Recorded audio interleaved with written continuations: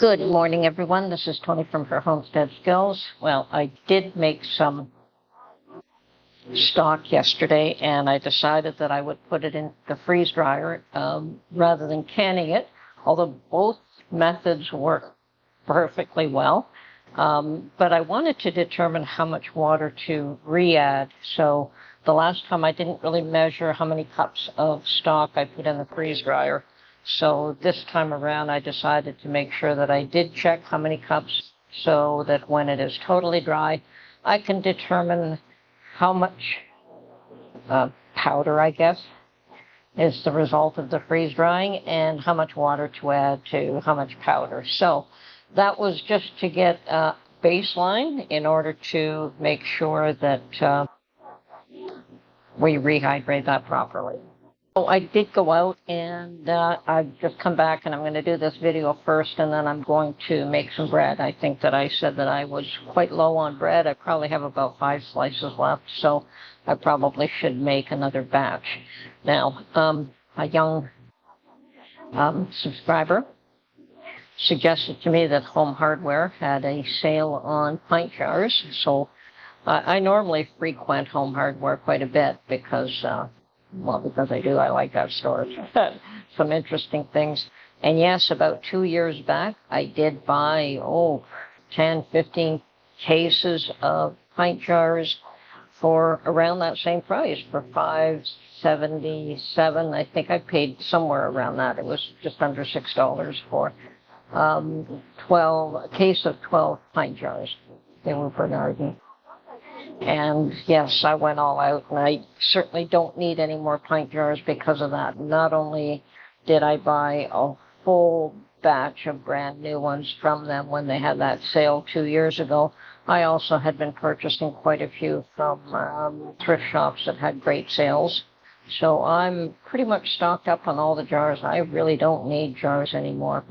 It'd be nice to have some more of those half-gallon jars, but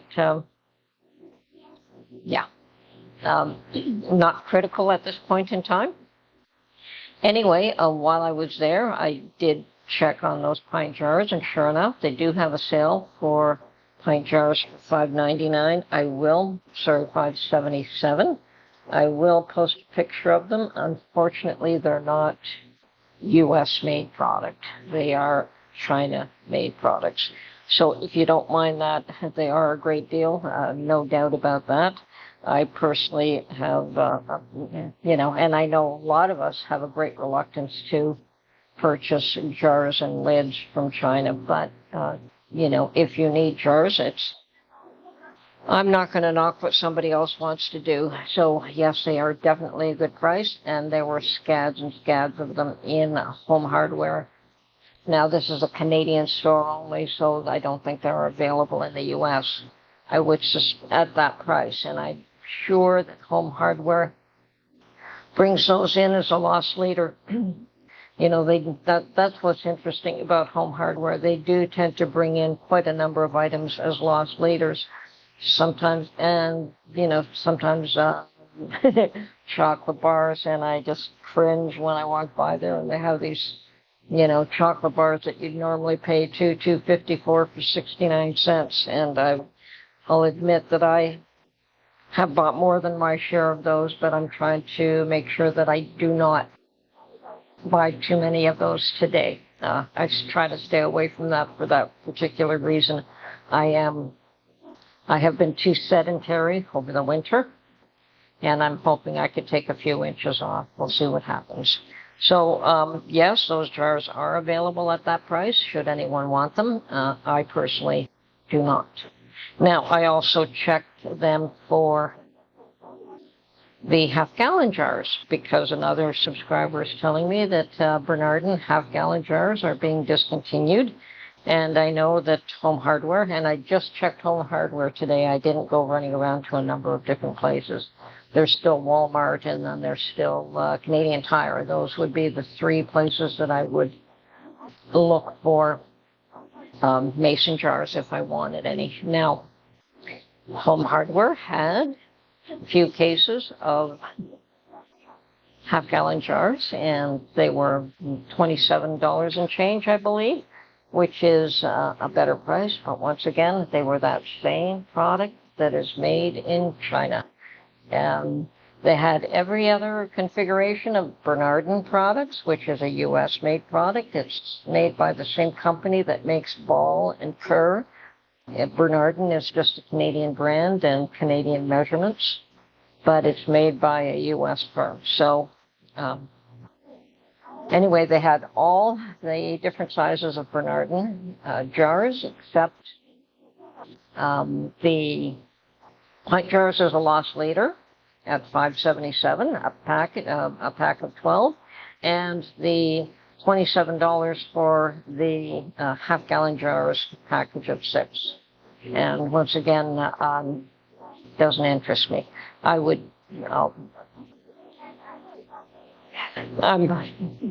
fortunate enough that I do not require either one of those two products right now. So, but anyway, that's my update. I will post some pictures, and I did post pictures of made in China on the back of that case of the pint jars, in case you are wondering. It is funny that it is a name that I was unfamiliar with, and I think that they do that every once in a while. They bring out probably the same product with a different brand name. And I think we went through that a few years back in the U.S., that there were a number of different products that the U.S. got, and Canada got a different brand again. And once again, this is a new brand. And I don't buy mason jars from Dollarama, and I don't buy mason jars made in China. So that's just me. Okay, as well, somebody wanted to have me show them how I take in the capris that I bought at the hips, because they have a little bit of a hip shape and I don't. So I'm going to set up the camera in front of the sewing machine, hopefully, and I will show you how I do that. It's actually pretty simple. And with jeans, because the sides don't have the double seam, it's very easy to do. Any of the jeans that have your double seams are very difficult to take that seam apart and, reconfigure. But the sides don't have that double seam, perfect area to take in the pants. So I'll do that right now. Okay, I set up the camera as best I could to hopefully catch this and still be able to function here. Now, a little bit of dust. What I want to do is taper a pair of jeans, take in what has too much of a hip for me. And of course, maybe I should show you. You see this side seam here? There is no double stitching in these jeans. It's just a single stitch. So that makes it fairly easy. Let me just see if I can get that in the camera. Very difficult. Okay, yeah, you only have this single stitch, whereas most jean sewing has this double stitch and extra folds, and that's a little bit harder to manipulate and get it nice, but with the single stitch it's not so bad. So, and with jeans you're going to find that always on the hip side, the outside of the jeans, you have a single stitch. So we turn the thing inside out. Now, what I normally do is I start from somewhere at the bottom end of the pant, or if it's capris like this, maybe about 8 inches from the bottom. If it's full length jeans, you don't have to start that low. You can start it quite a bit higher. So the first thing, obviously, that I do is just set the back stitch a little bit in order to set it. And then I slowly maneuver. Okay, I'm on the stitch line that exists currently. And what I do is I just slowly bring that gently out beyond that stitch line. And this works nicely if you're only going to do, about half an inch on each side. More than that, you might have to trim it. I don't even bother to trim these. I just take it in very gently. So I'm moving away from my stitch line in towards the pants and creating a second stitch line. And as I get to where I want to reduce the amount, I've got it probably, I would say about the width of the foot away, maybe a little bit more than that, yes. So it's probably about half an inch, 3/4 of an inch sewn in, and all I'm doing is just stitching up right alongside the existing stitch line, and then I taper it off again as I get to the top. So taper out again. That's it, back stitch, easy, done. And here, let me see if I can show you in the camera. I've got 2 stitch lines now. I have the one that existed right here. Okay, the one that existed is here. The one that I just created is this inner one. And that's all there is to it. There really is not that difficult. I just created an extra seam. And yes, I could cut this. I could cut this edge and then zigzag the edge again, but I find that it's narrow enough that it really doesn't disturb me or bother me, so I just leave it alone. And I'm going to do the other side now. I don't know how well this is going to show up on camera. I'm doing my best. So I'll start off somewhere down there. Couple of stitches, back stitch to lock in the stitches, and just gently ease away from the original stitch line. I've started at the original stitch line, but I'm easing away from it, gently tapering in. Now I could measure this, but I usually don't. I'm pretty comfortable just knowing what I'm doing, but yeah, just slowly taper it in.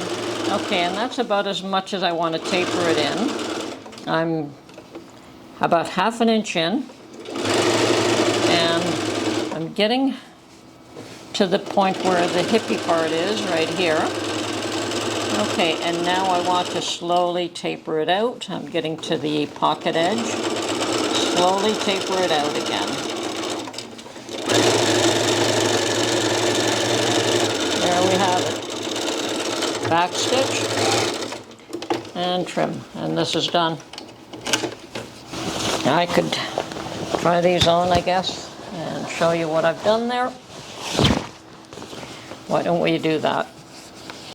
Okay, this is a pair that was not done, and as you can see, it's got a little bit of hippie here, and this is what I wanted to take in because I don't like the way that looks. Let's see here. Yeah. So this is what I wanted to taper away and make it a better fit. I mean, it's nice if you've got the hips, that works really good, but I don't. So I'll show you the pants that I just did. Okay, and this is the pair that I have already trimmed the sides or sewn the sides in, and you could press them. Doesn't really need it. Doesn't really need any work or effort or anything. I think just washing them will get them to sit flat anyway. So yeah, I'm good with these. Great deal. I bought 3 pairs total, so I'm done.